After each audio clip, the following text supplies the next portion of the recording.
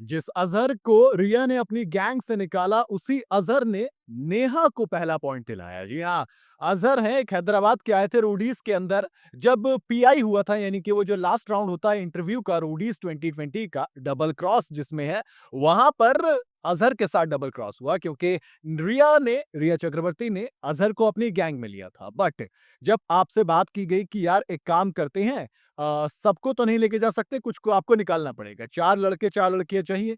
तब रिया ने अज़हर को अपनी गैंग से निकालकर पूल में डाल दिया था और फिर नेहा धूपिया ने पूल में से अज़हर को अपनी गैंग में ले लिया था। और अब देखिए किस्मत कितनी सही चीज़ होती है कई बार।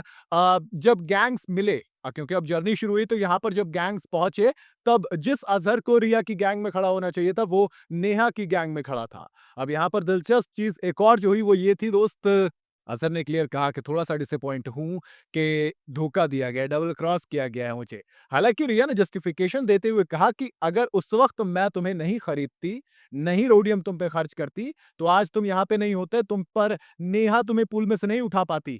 तो बेसिकली आप यहाँ भी अभी भी रिया चक्रवर्ती की वजह से ही हो। ख़ैर बहरहाल पहला टास्क, पहला मुकाबला था किसकी गैंग के वर्सेस एल्विश वर्सेस नेहा। जी हाँ, एक पहले जीत चुकी हैं और एक का डेब्यू टूर्नामेंट है ये। और डेब्यू टूर्नामेंट में बहुत तगड़ा खेल रही थी। एल्विश की टीम बहुत तगड़ा खेल रही थी, क्योंकि नेहा वाले हार रहे थे और ऐसे नहीं छोटे-मोटे हार रहे थे, बड़े ताकतवर भी हारे थे, जिसमें हर्ष की कितनी तगड़ी बॉडी, उसको योगेश हराकर चला गया।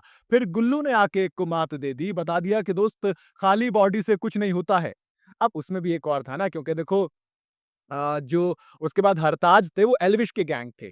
लेकिन एल्विश की गैंग में से 2 मेंबर नेहा ने ले लिए थे, क्योंकि वो नियम एक स्ट्रेंथ, एक थोड़ी-सी एडवांटेज दी गई थी। अब ऐसे में क्या किया, बारी आई जब अज़हर की। नेहा को पॉइंट चाहिए ही चाहिए था।